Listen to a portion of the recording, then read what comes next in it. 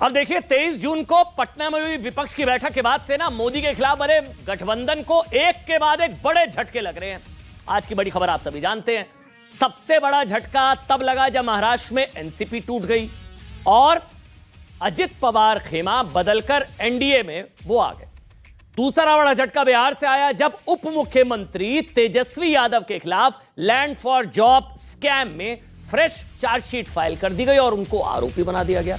तो उधर चर्चा है कि उत्तर प्रदेश में राष्ट्रीय लोकदल के जयंत चौधरी बीजेपी के साथ गठबंधन कर सकते हैं। 3 फिलहाल चर्चाएं ही हैं, लेकिन अजीत पवार के मामले में ऐसी चर्चाएं हकीकत में बदलती हुई सामने देखी है।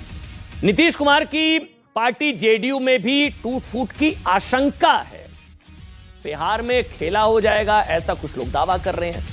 और आज की बड़ी खबर, गुजरात हाई कोर्ट ने मानहानि मामले में राहुल गांधी की सजा बरकरार रखी। राहुल गांधी अभी भी अयोग्य, चुनाव वो अभी भी नहीं लड़ पाएंगे। ऐसा लग रहा है कि विपक्ष के गठबंधन को नजर लग गई है, ग्रहण लग गया है, क्या हो गया पता नहीं। लेकिन रविशंकर प्रसाद ने जब प्रेस कॉन्फ्रेंस की तो उन्होंने राहुल गांधी को टुकड़े टुकड़े गैंग का सदस्य तक बता दिया। उन्होंने कहा कि उनके दिल में नफरत है, कहने को मोहब्बत की दुकान लेकिन दिल में नफरत है। उन्होंने यह भी कहा कि उनको माफी मांगने का मौका मिला था, वो माफी मांग लेते तो शायद नौबत यहां तक नहीं पहुंचती। लेकिन राहुल गांधी की संसद सदस्यता बहाल ना होने से क्या आज गठबंधन खुशियां मना रहा होगा? क्योंकि देखिए राहुल गांधी के चेहरे से प्रॉब्लम ममता जी को भी थी, संभवतः नीतीश को भी, और एनसीपी में तो थी तभी शायद अजीत पवार का एक वजह यह भी थी क्योंकि प्रधानमंत्री की रेस में एक चेहरा अब लगभग एलिमिनेट हो गया है और वो चेहरा राहुल गांधी का है। हालांकि उनके पास अभी सुप्रीम कोर्ट जाने का मौका है, लेकिन फिलहाल तो ऐसा लग रहा है कि विपक्ष के चेहरे एक एक करके बिखर रहे हैं। जोरदार तालियों के साथ स्वागत कीजिए शहजाद पूनावाला, भारतीय जनता पार्टी के राष्ट्रीय प्रवक्ता। शुभ रास्ता है मेरे साथ। शुभ रास्ता, आपका बहुत बहुत स्वागत। आचार्य प्रमोद कृष्णम कांग्रेस पार्टी का पक्ष रखेंगे और मृत्युंजय तिवारी आज हमारे साथ यहां पर मौजूद है, आरजेडी का पक्ष रखेंगे। तिवारी जी आपका स्वागत, आचार्य जी आपका, और भाई आप सबका बहुत बहुत स्वागत। आप सबने समय निकाला आज के शो के लिए। शहजाद पूनावाला जी, मुझे नहीं पता मैं क्या सवाल आपसे फ्रेम करूं पहला, लेकिन राहुल का चुनाव ना लड़ पाना या मोदी के सामने ब्रांड राहुल ना हो पाना, ये आपके लिए झटका है या आप स्वागत करते हैं इसका? कहीं बीजेपी के लिए सेटबैक है या आप स्वागत करते हैं इसका? नहीं, ब्रांड तो उसका होता है जब प्रोडक्ट काम का हो। अगर प्रोडक्ट ही काम का ना हो तो उसकी ब्रांडिंग नहीं की जा सकती। और पहली बात तो मैं कहूँगा कि ये मोहब्बत की दुकान नहीं, ये मानहानि की दुकान। ओबीसी का करो अपमान, इसी को कांग्रेस ने बनाया अपनी पहचान। अब देखिए, लोअर कोर्ट ने कन्विक्ट किया, सेशन कोर्ट ने भी राहत नहीं दी, अब हाई कोर्ट ने भी राहत नहीं दी है, तो क्या अब आचार्य जी ये कहेंगे कि ये वेंडेटा हो रहा है, उनके खिलाफ साजिश हो रही है? और मुझे याद आता है आचार्य जी ने तो स्वयं ट्वीट करके कहा था कि अंदर खाने ही कांग्रेस में कोई साजिश रच रहा है ताकि राहुल गांधी को चुप करा दिया जाए, ताकि कांग्रेस की कुछ चांसेस बच सके। ये उनका ऑन रिकॉर्ड का ट्वीट हो सकता है कांग्रेस का भला सोच रहा हो। तो कोई, अब वो आचार्य जी ही बताएंगे कि कांग्रेस के लिए तो अच्छी खुशी की खबर है। तो मुझे लगता है आज आचार्य जी प्रसन्न होकर कहेंगे कि चलो जान छूटी कि राहुल गांधी जैसा ग्रहण जो है हमारी पार्टी से भी एक तरह से उतर चुका है। दूसरी बात यह है कि देखिए, देश में 2 पीडीए है।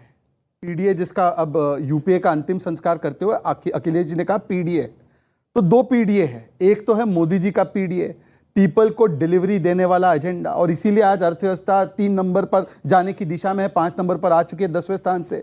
आज 1.75 ट्रिलियन उसमें जुड़ चुका है, 7.2% की ग्रोथ रेट से बढ़ रहा है। 80 करोड़ लोगों को राशन मिल रहा है, 12 करोड़ लोगों तक शौचालय पहुंचा है, 11 करोड़ लोगों तक नल से जल पहुंचा है। ये सारी चीजें एक तरफ तो हो रही है, देश में विकास का काम हो रहा है। और दूसरा पीडीए क्या है? पारिवारिक दलों का अलायंस। उनकी पार्टी के मुखिया केवल एक परिवार से हो सकते, सपा के मुखिया एक परिवार से हो सकते। फिर दूसरा है इसमें पैसा धन लूट लो अलायंस। एक पार्टी में तो एक नेता 4 बार कन्विक्ट हो चुके हैं चारा घोटाले में।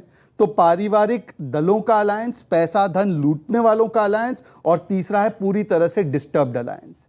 ये पूरा डिस्टर्ब्ड अलायंस है। एनसीपी के आने से पहले ही बताइए ना, आम आदमी पार्टी कांग्रेस को गाली देती है, कांग्रेस पार्टी टीएमसी को देती है, कांग्रेस लेफ्ट को देती है, और इस प्रकार से ये घटनाक्रम चलता है। तो ऐसे भी देखिए कि राहुल गांधी का अयोग्य हो जाना गठबंधन में फेविकोल का काम करेगा। असल वजह ये थी कि उनको चेहरे की वजह से थोड़ी दिक्कतें थी। मेरा आपसे सवाल है, पारिवारिक पार्टी या खानदानी पार्टी परिवारवाद के खिलाफ है आप, बीजेपी मूलतः सैद्धांतिक रूप से, तो क्या यही लाइन अकाली परिवार को लेकर भी ड्रॉ की जाएगी या अकाली परिवार के साथ आपका गठबंधन संभवतः हो जाएगा? बहुत अच्छी बात है जी, बहुत अच्छी बात आपने पूछी है। पहले तो हमारा कोई गठबंधन उनके साथ नहीं, वो गठबंधन छोड़ के अभी गए नहीं थे, है, मतलब कल और को आज की तारीख में कोई गठबंधन नहीं है। कल भी नहीं, आगे होगा। भविष्य के गर्भ में क्या रखा है मैं तो भविष्यवाणी नहीं कर सकता, पर हाँ मैं ये जरूर कह सकता हूं कि अमन चोपड़ा जी का अगर सुपुत्र मीडिया में आना चाहता है तो वो जरूर मीडिया में आ सकता है। पर यदि CNN न्यूज 18 चैनल ये कह दे कि अमन के बाद उसका सुपुत्र ही एंकरिंग करेगा तो ये परिवारवाद होता है। परिवार का कोई सदस्य पार्टी में हो उसको संवैधानिक तरीके से रोका नहीं जा सकता, पॉलिटिक्स में उसको संवैधानिक तरीके से रोका नहीं जा सकता। हाँ, पर 9th फेल को आप केवल राष्ट्रीय अध्यक्ष बना दे अपना, 9th फेल को CM और डेप्यूटी CM बना दे अपना, तो मुझे लगता है यह परिवारवाद होता है। अन्यथा मुझे बता दीजिए कि यहां पर योग्य लोग बैठे हैं, क्या ये अपनी अपनी पार्टी के अध्यक्ष बन सकते हैं? कतई नहीं बन सकते। ठीक है, आचार्य प्रमोद कृष्ण, लेकिन एक और सवाल बस शहजाद, क्योंकि अब जिक्र हो ही गया है, तो जैसे अब्दुल्ला परिवार, पवार परिवार, यादव परिवार, गांधी परिवार, KCR परिवार, करुणानिधि परिवार, अकाली परिवार उसमें आता है या नहीं आता है, बस ये बता दीजिए। देखिए, जो भी व्यक्ति पार्टी को परिवार समझे ये तो ठीक है, पर यदि परिवार ही पार्टी में सीमित हो जाए और तब्दील हो जाए और सिद्धांत केंद्रित हटकर संतान केंद्रित बन जाए, तो आप देख सकते हैं जैसे ही उद्धव सेना संतान केंद्रित हुई तो उसका अस्तित्व खत्म हो गया, जैसे ही एनसीपी संतान केंद्रित हुई तो उसका अस्तित्व खत्म हो गया। जो भी संतान केंद्रित होगा, सिद्धांत केंद्रित नहीं होगा, उसका अस्तित्व इसी प्रकार से समाप्त होगा, पार्टी अलग और परिवार अलग हो जाएगा। तो क्या अकाली उस लिस्ट में आती है? वो तो अकाली के दल के प्रवक्ता बताएंगे। अकाली दल का व्याख्यान या अकाली दल की परिभाषा या अकाली दल किस प्रकार से चलना चाहती है, सिद्धांतों पर या संतानों पर, वो तो अकाली का प्रवक्ता बोलेगा। हाँ, पर मैं एक चीज बोल सकता हूं, एक मिनट मुझे भी बोलने दीजिए मैं एक चीज बोल सकता हूं। आप तो एकदम एक मिनट, बाकियों के लिए तो उनसे उन्होंने नहीं बोला, आपने बोला, बाकी सारे परिवारवादी। हाँ, क्योंकि वो हमारे सामने लड़ रहे हैं। अकाली जो है वो क्या उस लिस्ट में आती है, बस इतना है या ना? हाँ, मैं आपको सिर्फ इतना बता देता हूं कि जो भी सिद्धांतों से हटकर, अरे वो समझ गया मैं शहजाद भाई, मैं समझ गया। हाँ। उस लिस्ट में क्या अकाली आती है, इसकी परिभाषा मैं कैसे आपको बताऊं? जब आपने KCR की परिभाषा कर दी, यादव की परिवार की कर दी, गांधी परिवार की कर दी, करुणानिधि परिवार, सबकी करी शहजाद, तो क्या अकाली परिवार उस लिस्ट में आता है, हाँ या ना? मुझे लगता है कि जो भी अपने मूल सिद्धांतों से हटकर, और वो मैं नहीं फैसला करूंगा। देखिए, मैं आपको क्यों, देखिए मैंने जो आपको 2 केसेस बताए उसमें उनकी पार्टी के लोगों ने कहा है, एकनाथ शिंदे जी ने कहा है और यहां पर अजीत पवार ने कहा है। पर मैं एक चीज बताना चाहता हूं, कॉन्फिडेंस क्या होता है। पृथ्वीराज चव्हाण जी ने कल व्याख्या की है कि एनसीपी इसीलिए इस प्रकार से उसका घटनाक्रम हुआ है क्योंकि शरद पवार जी ने पुत्री मोह में अपनी पार्टी गवा दी। अब इसको बोलते हैं, उन्होंने बोला कि मैं पेट से पैदा नहीं हुआ, तो मेरी क्या गलती? सत्ता से बाहर हो रहे हैं। आचार्य प्रमोद कृष्ण, जो अभी शहजाद ने सवाल उठाया, मैं उसी को आगे बढ़ाता हूं, शायद आपको सवाल अच्छा भी लगेगा। राहुल गांधी की सदस्यता पर ग्रहण अब लगेगा, अब आएंगी बहन प्रियंका वाड्रा जी।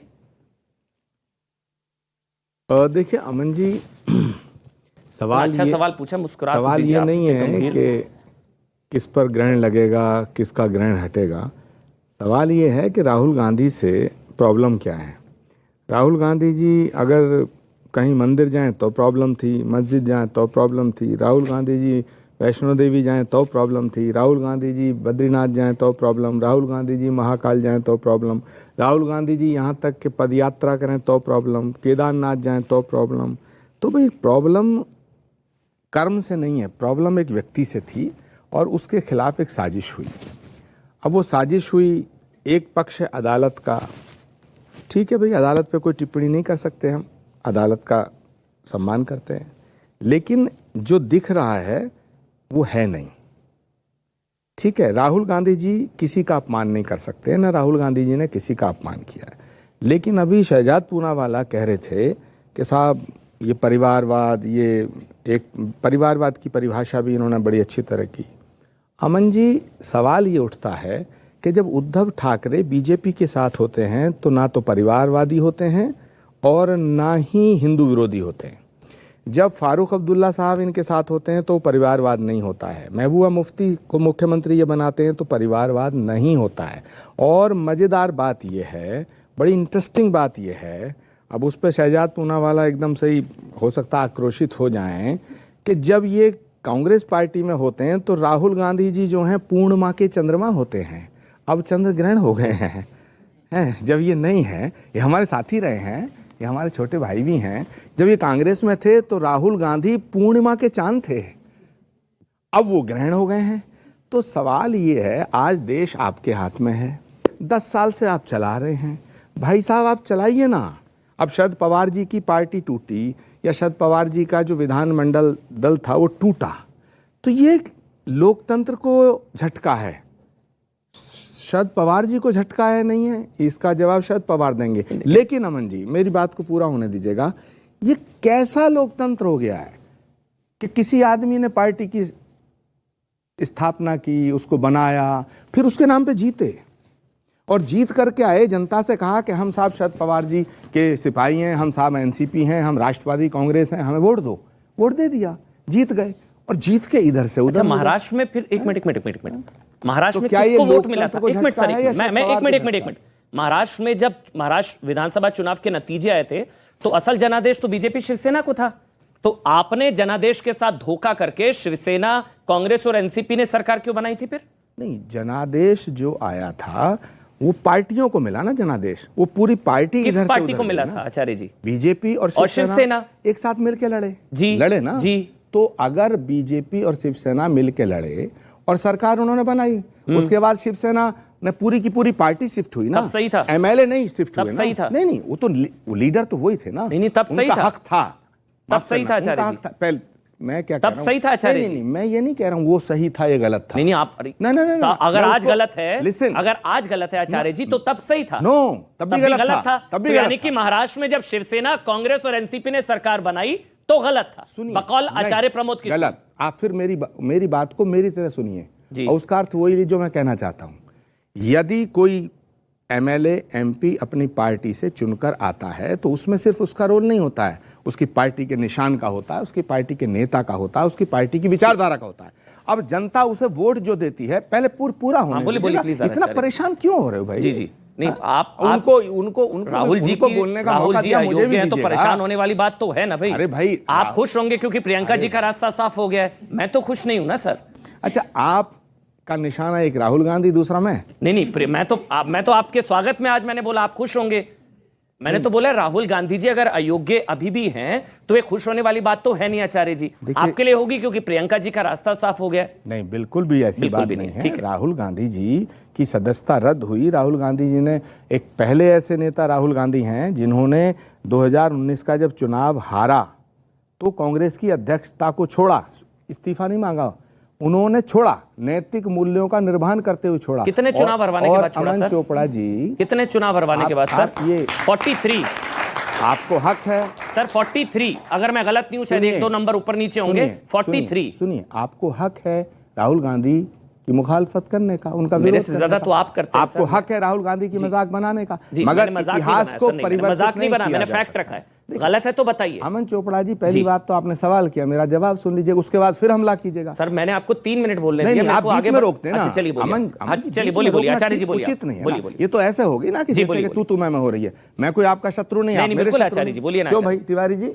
नहीं। और ना ये मेरे शत्रु। ठीक। मैं ये कह रहा हूं कि 2019 के चुनाव में राहुल गांधी कांग्रेस के अध्यक्ष थे, चुनाव हारे, मोदी जी दोबारा प्रधानमंत्री बने।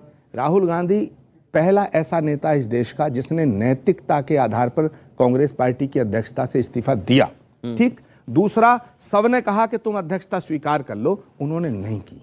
उन्होंने कहा गांधी परिवार से अध्यक्ष नहीं होगा। तीनों बातों पर अमल किया। तो जिस फैसले की सराहना होनी चाहिए थी, आज उसकी आलोचना हो रही है। मृत्युंजय तिवारी, तो ये लोकतंत्र को झटका है। ठीक है। ये आज राहुल वाला गांधी फैसला को लोकतंत्र को नहीं, झटका है। ये लोकतंत्र को झटका। लोकतंत्र को, लेकिन ये तो न्यायालय का फैसला है सर। बहरहाल मृत्युंजय तिवारी जी, मतलब इसका दर्द तो आपकी पार्टी से ज्यादा कौन समझ सकता है? कन्विक्शन होकर चुनाव ना लड़ पाने का, लालू जी भी कन्विक्टेड हैं कई मामलों में, तो ये दर्द आप बेहतर समझ सकते हैं। लेकिन आपके लिए, आपकी नजर में गठबंधन, एकता और राहुल गांधी की सदस्यता चली जाना और अयोग्य अभी भी रहना, आप किस तरह से देखते हैं इसको? देखिए, बाकी सारे चीज़ों का श्री राहुल गांधी जी के बारे में हमारे अभिभावक आचार्य प्रमोद कृष्णन जी ने सारी बातों को कह दिया। ठीक। राहुल गांधी जी अगर जनता की आवाज़ को उठाते हैं तो अगर इस तरह से मजाक में इसे सत्ता पक्ष की ओर से कहा जाता है, ग्रहण आपने सुना अभी